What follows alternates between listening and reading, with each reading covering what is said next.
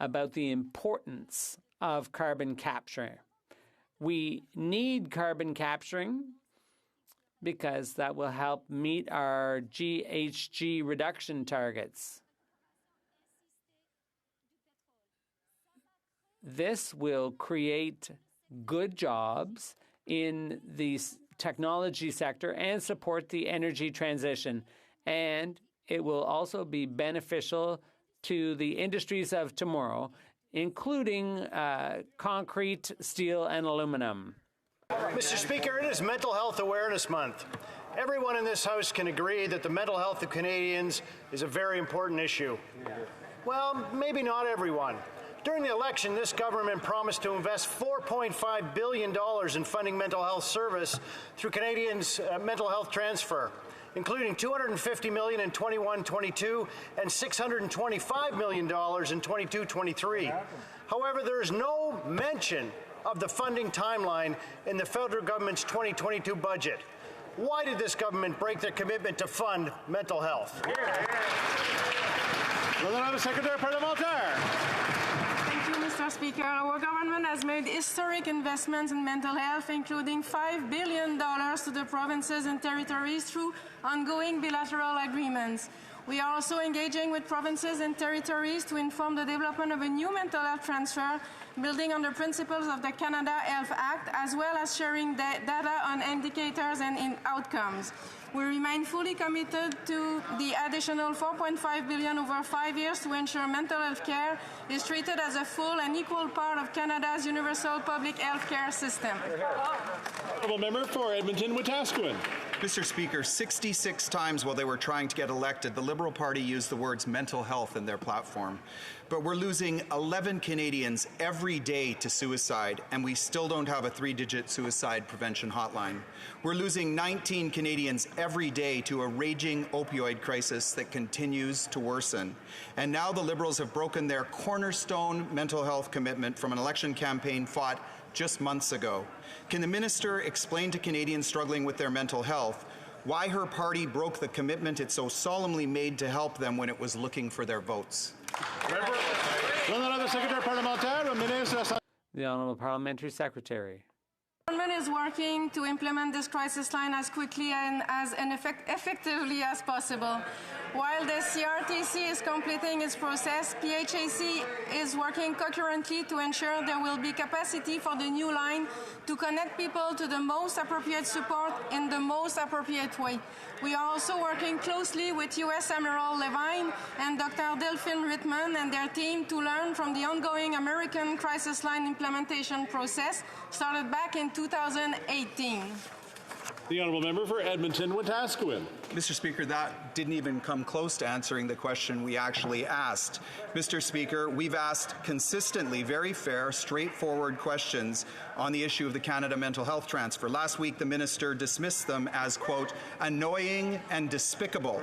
If the minister is annoyed with anyone, perhaps it should be with her own Prime Minister, who's put her in such an awkward, indefensible position by breaking a clear promise to the most vulnerable of Canadians. If anything is despicable, it's that. Why did this Liberal government break a clear commitment on one of the most critical issues facing Canadians today?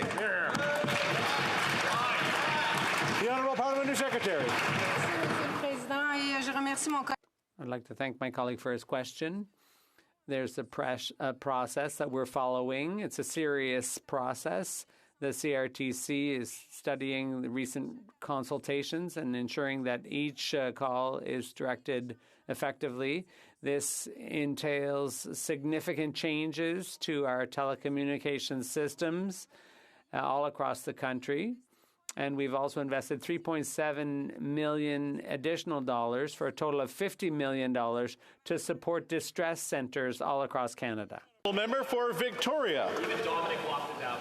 Mr. Speaker, the Liberals just approved a new $10 billion loan guarantee for TMX. Instead of supporting workers in the transition to the green economy, this government is continuing their failed approach, handing over billions to big oil.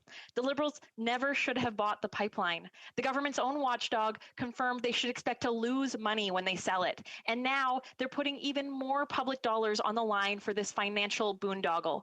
How many more billions is this government willing to risk for a pipeline that is fueling the climate crisis?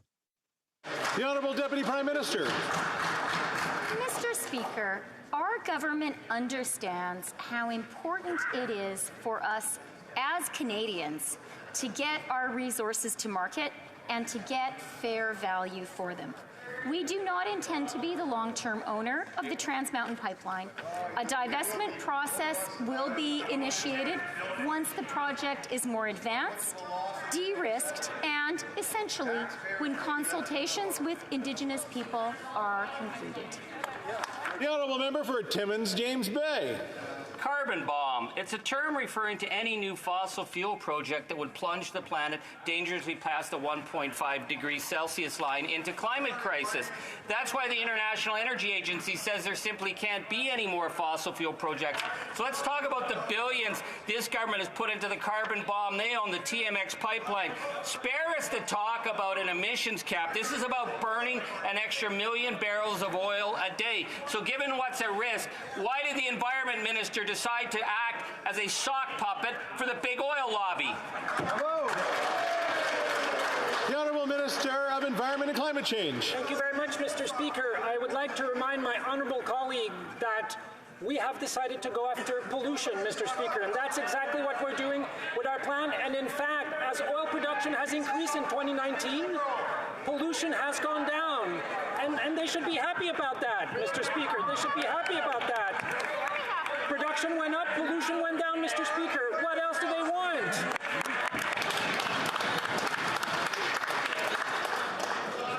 I'm really trying to figure out who was heckling who here. This is all kind of strange. The Honourable Member for London West. Mr. Speaker, next week will mark Endangered Species Day and soon after International Day for Biological Diversity. It is a it's time to reflect on nature and conservation, particularly in Canada urban spaces, which are home to 3/4 of Canadians.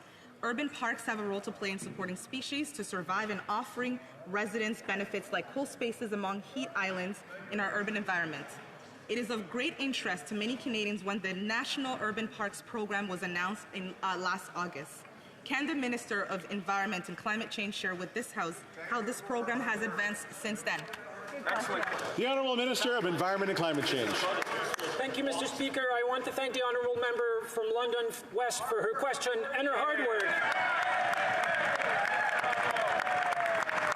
And I would like to thank the member for Windsor-Tecumseh for his ongoing support for this file. I'm happy to announce that Parks Canada and Transport Canada are signing a memorandum of understanding to pursue a transfer of the Ojibwe shorelands from the Windsor Port Authority to Parks Canada so that it can be included in the future National Urban Park.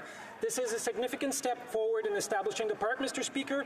We will continue to work closely with partners to establish Windsor's first National Urban Park. The Honourable Member for Sturgeon River Parkland. Mr. Speaker, the Commissioner for the RCMP, Brenda Lucki, just gave shocking testimony at committee which contradicts a key claim from this Liberal government. For weeks, the Minister of Public Safety has claimed that law enforcement asked the government to invoke the Emergencies Act. In fact, on May 3rd, the Minister said he acted on the recommendations of law enforcement. But Commissioner Lucki testified that the RCMP never asked this government to invoke the Act. Will the Minister tell Canadians who in law enforcement asked the government to invoke the Emergencies Act, or will he admit he just made it up? The Honourable Minister of Public Safety. Speaker, let me take the opportunity to refresh my honourable colleague's memory with what Commissioner Lucki actually said at the committee.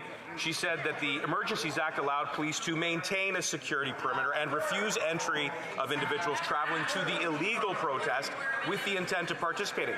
She said it gave police the enforcement authority to arrest individuals who continue to supply fuel, food, and other materials. She said it gave police new power powers, Mr. Speaker, to compel individuals to provide essential goods and or services for their removal.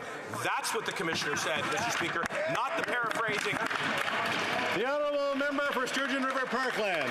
Well, Mr. Speaker, in further shocking testimony, the RCMP Commissioner admitted at committee that border protests were cleared without using any powers under the Emergencies Act. Well, on May 3rd, the Minister said that they needed to invoke the Act to clear the border. Clearly, the Minister and the Commissioner can't both be right. So will the Minister tell Canadians, is the RCMP Commissioner misleading Canadians, or is he?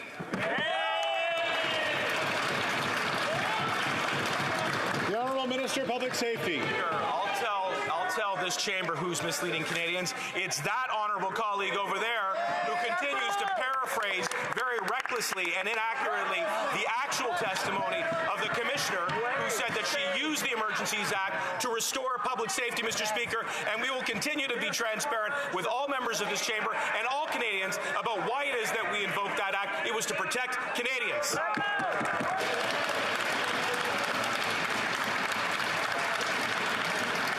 Now we're having vigorous debate. There's some vigorous debate here. Order. Order. All right. Let's hold on.